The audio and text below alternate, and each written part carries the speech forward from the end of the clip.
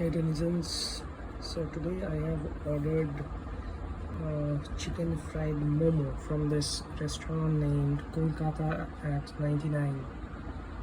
So if you can see that it is mentioned over here that the food is FSSAI certified, that means the quality of the food should be good.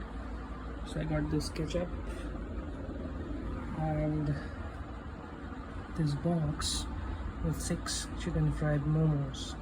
Now let's see that how it looks like. I ordered it from Swiggy. Okay, so let's unbox.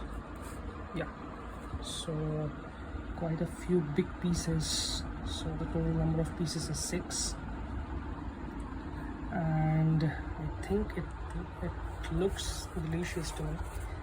Let's taste it.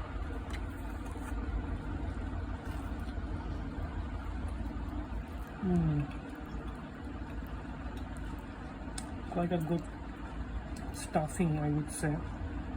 If you can see,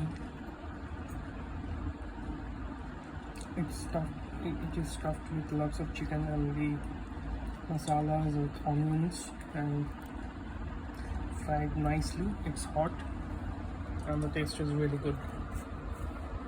Thumbs up to this.